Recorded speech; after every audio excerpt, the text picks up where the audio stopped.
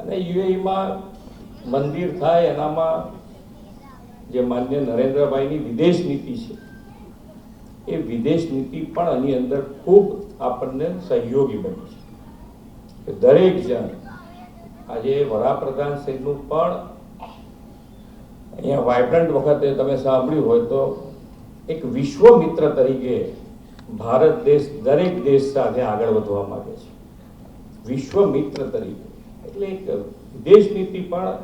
માન્ય નરેન્દ્રભાઈની અત્યારે એવી છે કે દરેક જણ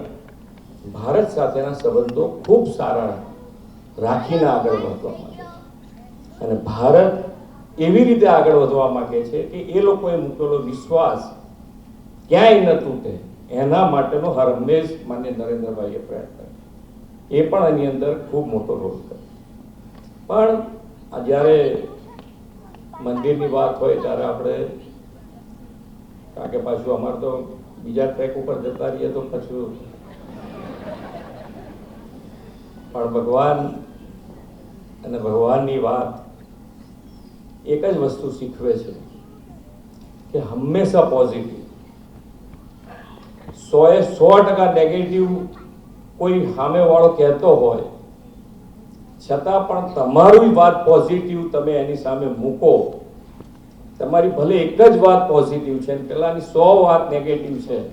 પણ છેલ્લે તમારી પોઝિટિવ તાકાત એનાથી 100ની ઉપર વધીને એક આગળ વધી શકે એ આજે બ્રહ્મવિહારી સ્વામી આપણને ગમે તેટલું આજે અંદર કોઈ વાત જ ના કરવા જાય તો શું ખબર પડે કે ભાઈ આ દેશમાં વાત જ ના કરવા જવાય આપણને તો પહેલા એમ જ થાય કે આ દેશમાં વાત કરવા જ ના જવાય મંદિરની વાત કરવા જઈએ તો ત્યાં આપણો વારો પડી જાય જવું ક્યાં તો મોટી વાત છે આ તો વાત જ કરવા ના જાય પણ પ્રમુખ સ્વામી મહારાજની જે તાકાત છે આજે તમે અક્ષરધામના મંદિરો જુઓ તમે તો અક્ષરધામ દિલ્હીનું મંદિર આપણે જોઈએ તો આપણને આર્કિટેક્ટ હોય આપણી પાસે પણ આર્કિટેક્ટને આપણે થીમ તો આપવી પડે ને કે ભાઈ મારે આવું મંદિર બનાવવું છે તો એ થીમ કેવી રીતે આપીએ છીએ અને એ થીમ આપણે જોઈએ તો કે ભાઈ પ્રમુખ સ્વામી મહારાજે જે થીમ આપી છે એના ઉપરથી લાગે કે ના પ્રમુખ સ્વામી મહારાજનું વ્યક્તિત્વ કંઈક ઓર જ છે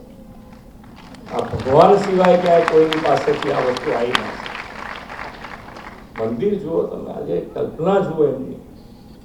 એટલે આપણને એમ થાય કે ભાઈ દરેક કોઈક ને કોઈક સારું નિમિત્ત આપણને મળતું રહે અને આપણે અભિનંદન તો આપીએ જ બ્રહ્મવિહારી સ્વામીને પણ ભગવાનના ચરણોમાં હું પ્રાર્થના કરું કે એમના હાથે આવા વધુ ને વધુ સારા કાર્યો મંદિરો થતા રહે અને વિશ્વ શાંતિ વિશ્વ એક વસુદેવ કુટુંબકમની જે આપણી સંસ્કૃતિ છે આપણી ભાવ છે એ ભાવ એક વખત બધા જ એનો અનુભવ કરે અને એના માટે આપણે સૌ સાથે મળીને કામ કરીએ એ જ અભ્યર્થના જય સ્વામિનારાયણ